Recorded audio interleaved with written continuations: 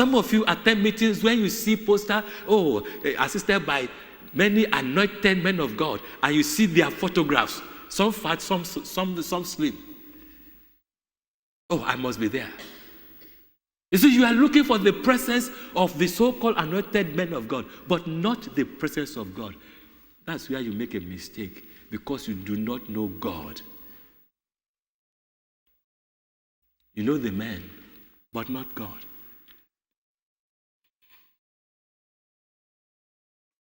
God is saying in verse 5, what wrong did your fathers find in me, that they went far from me and went after worthlessness and thereby became worthless? I want you to understand that. If you are pursuing worthlessness, you will become worthless.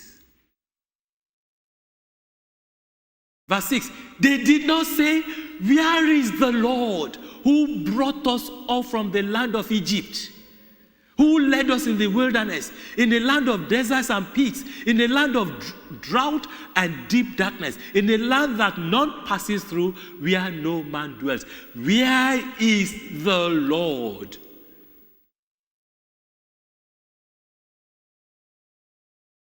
How many of you, even who have television as your church, you listen to messages, how many times have you picked up your phone to talk to the servant of God that you enjoy his teaching? How many times have you picked up your phone to say to him, sir, where is the Lord? I want to know the Lord. Can you teach me about the Lord? No. All the usual telephone call is about, please, I've been in this country for so long. My immigration, I must come and see you about it. My husband is giving me horrors. He wouldn't say that you are giving him pepper. He will say he's giving you horrors. All those worthless things are the things you phone in for. You have not been asking, where is the Lord who brought you from Egypt to London? Where is the Lord who brought you from Entebbe to London? I want to know that Lord. What has the Lord done wrong that you have forgotten him? Verse 7, God says, and I brought you into a plentiful land. Probably you are in Rwanda or Burundi.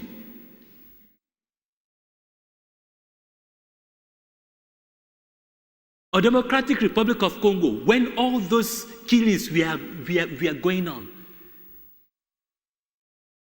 And out of your family, you are the only one remaining. 17 members of your family were slaughtered. You went through a month plus without any food at all. And God took you to Germany, or to Italy, or to France, or to US, or Britain, where there is plenty, and you've forgotten him.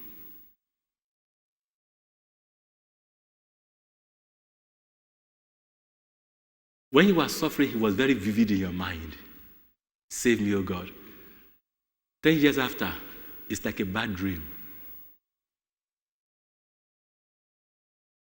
It pains him in his heart. He's talking for himself. I've not deviated from the topic. Who is this God? This God is a jealous God. It's a God with a heart that is yearning for your companionship. It's a God who cherishes you as one of his family. And who is seeking the lost. Who you are. I brought you, verse 7, I brought you into a plentiful land to enjoy its fruits and its good things, but when you came in, you defiled my land and made my heritage an abomination. I can raise up my head, boom, and look at anybody in the face and say, while Britain had been bad, while Britain had gone to the whole world over the years and had stolen what did not belong to them and brought it back here to enrich themselves,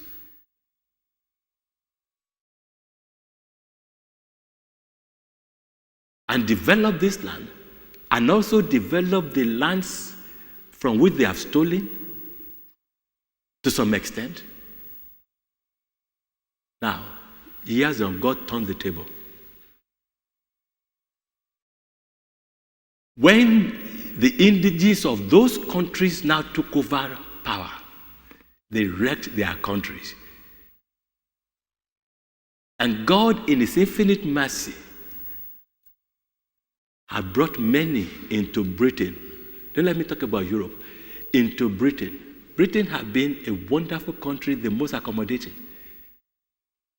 Had brought them into this country. The Jews, the Christians, the Muslims, the Hindus, the Sikh, and all the others. The doors were open to all the facilities. Then we became too big. And we started to destroy the land. I'm not saying the British people are good. I'm not saying the original British people are superb. You have criminals among them, a lot. Prisons can testify to that. But you see, the point is that if the immigrants that came here have not resorted into certain criminal activities like credit card swindling, drug trafficking, terrorism, Islamic fundamentalism, suicide bombing,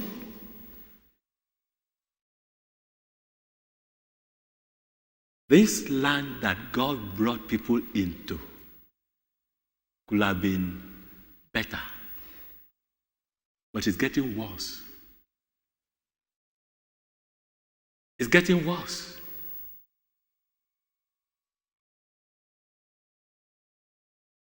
This country used to be a Christian country. This country opened the door to all. Now you have many Muslims. By the way, somebody was on the BBC World Service discussion last week or 2 weeks ago. One of their teachers, he made an interesting distinction between Islam and Muslims. I never thought about it like that before. He said many of these killings and jihad and so on, that the real Islamists won't do it, that it is against Islam, that it is the Muslims who are doing it.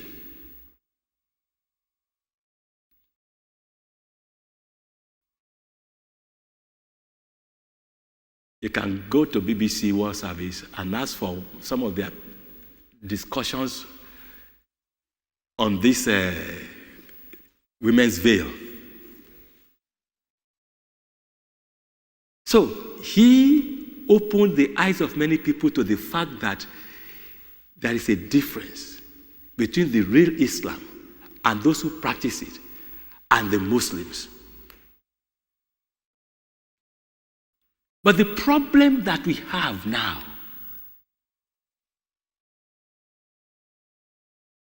is that the more people come in, the society become diffused, and it has no identity.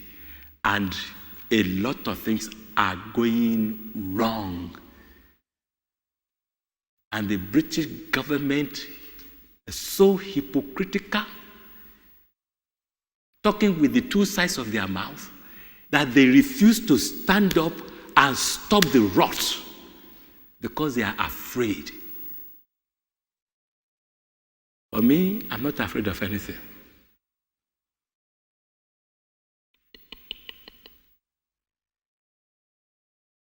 If they are ready to send all non-whites out of this country, I will pack my bag and go, and I will give them their British passport back. It's as simple as that. There's no do or die in it.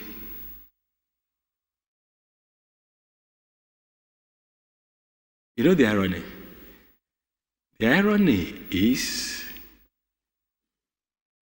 that while the Africans are rushing here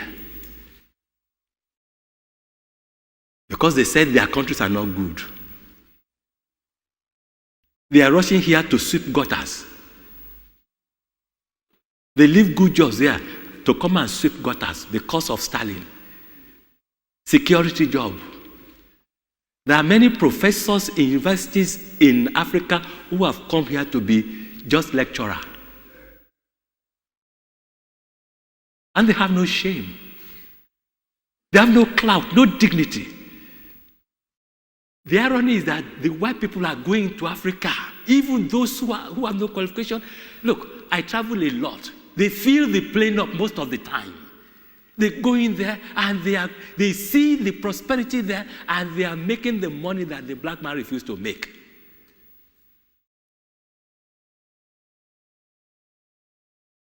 Think again.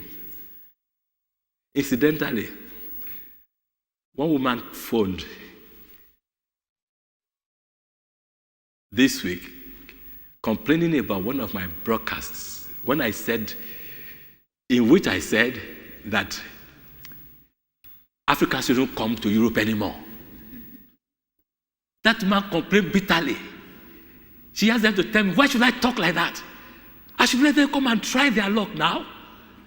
Try their luck what? You see, that woman wasn't thinking, and she was not listening.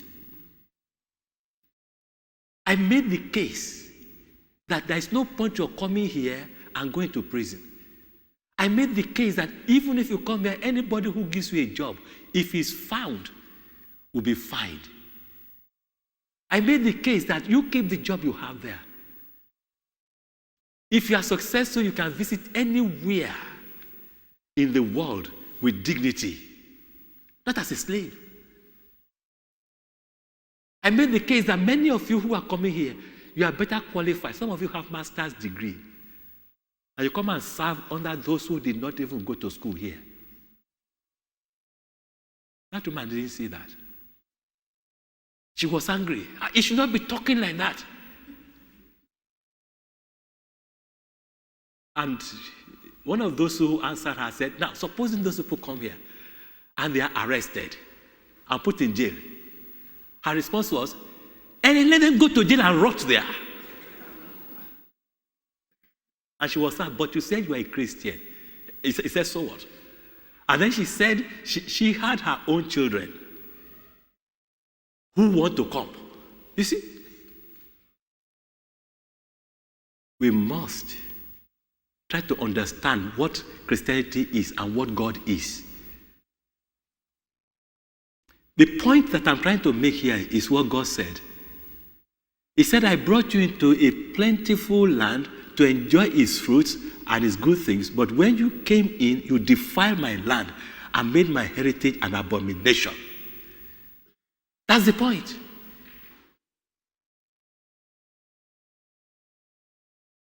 See, that is the point. You know something? When we came here in 1969, this country was good. The door was open. You didn't need to even get any visa. Crime, what crime? Very low. You could leave your door open and go out and come back. You park your car, if you leave the key on it, you will still find it there. But now, while as I've spoken before, that the British people themselves, there are many criminals among them. Now, but the point must be made that the immigrants have contributed a lot to crime in this country. And the irony is that they claim it as a right. The type of right that they cannot do in the country from where they are coming.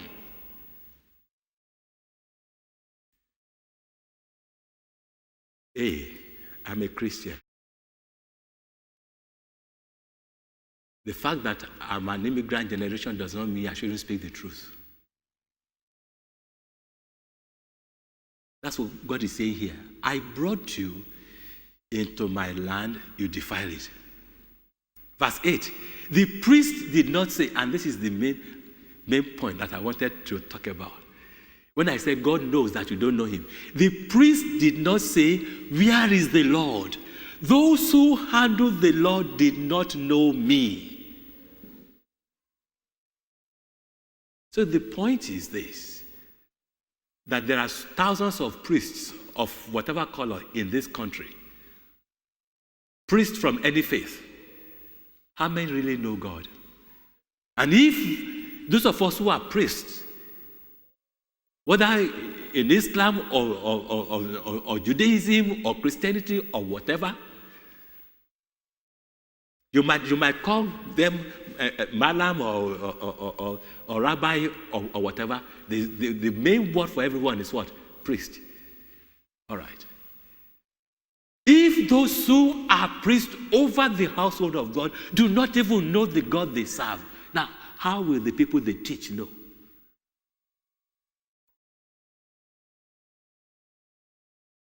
And if they do not know and they do not teach, then there must be crime. God says in that verse 8, the priest did not say, where is the Lord? Those who handle the law did not know me. The rulers transgressed against me. The prophets prophesied by witchcraft, Baal. And they went after things that do not profit. So God knows. It is no secret that there are some churches who use black magic in order to pull crowd. There are some Muslims and some people of other faiths who add evil spirits to what they do.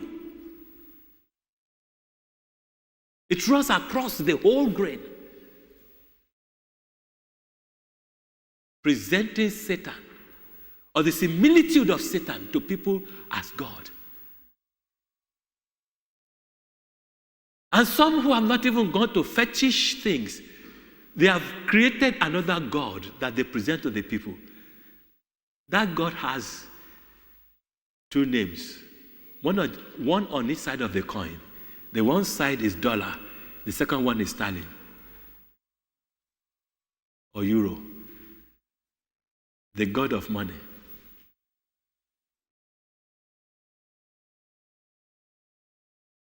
Religion now is what? Big business. People are setting up churches as business enterprise and they are making millions.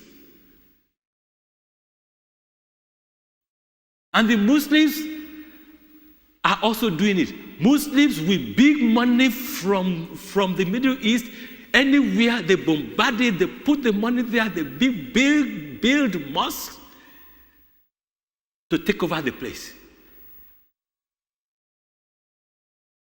Religion has become money, power. But you listen to me. It is time you started to ask yourself the fundamental question. Who is God that I'm worshiping? Who is God that these people that I attend their churches or mosque or synagogue, which God do they worship? Let me understand this God.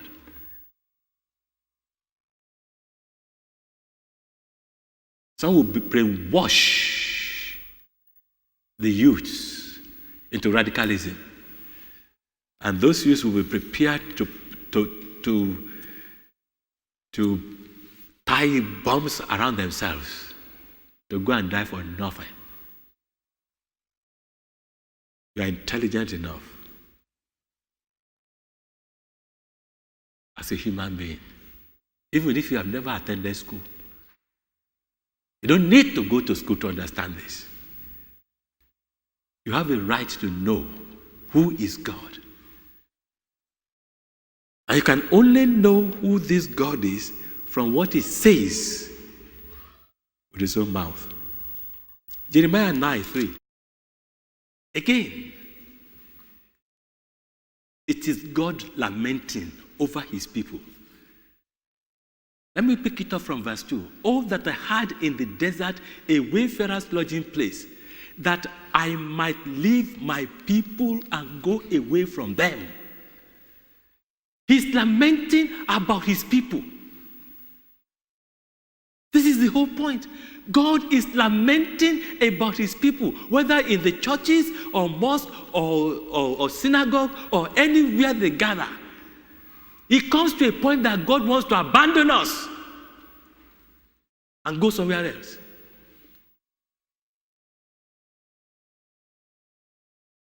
From his own mouth. Oh, that I had in the desert a wayfarer's lodging place. That is, God was wishing that he would go to an isolated place, if there's a hotel there that he will be living, and leave us with our mess to destroy ourselves. Why? Verse 2 continues, for they are all adulterers, a company of treacherous men. Does that not describe the world completely? Talk to me. Does that not describe an average church? Talk to me. Does that not describe an average mosque or synagogue? Does that not describe even an average family? How many families are intact without treachery? Does that not describe every government cabinet in the world? Tony Blair's cabinet, don't you see? Are they not treacherous among themselves? George Bush, Obasanjo? Which cabinet would you find that you won't find treachery?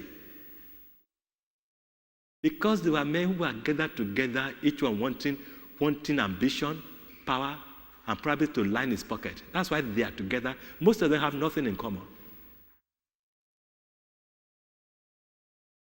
They should have got something in common. God. But they don't know that God. Look at the British hypocrisy. Every morning, the speaker of the House of Commons has a clergyman, a chaplain that will pray for him. And then every morning, before the House opens, they pray. And then opposite the Parliament, there is St. Margaret's Chapel, which is for MPs. But what about the policies they bring out? Are those policies from God at all? So when they enact laws based on their flesh, they're not the only one who suffer. All of us suffer.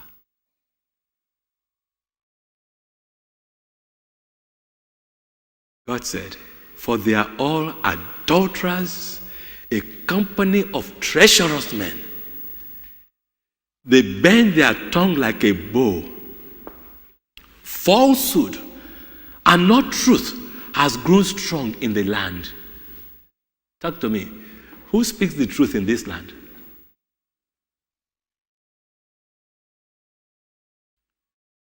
Let's take Tony Blair again. He led Labour Party into 3 elections. All his ministers are now, they supported him because they were riding on his back. But because the Iraq war damaged his spine, most of those MPs now were asking him to go quickly. He is now a liability. Why? Because they are all now looking at what? Their future. And what annoys me in the whole thing is that they did not vote Tony Blair in. The British people voted Tony Blair in. They had no right to ask him to go. The British people have not said go. They gave him 5 years.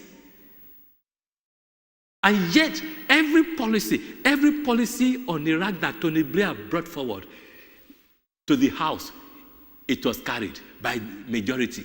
Who was the majority? Labour. They supported him. Now they ask him to go. Treachery.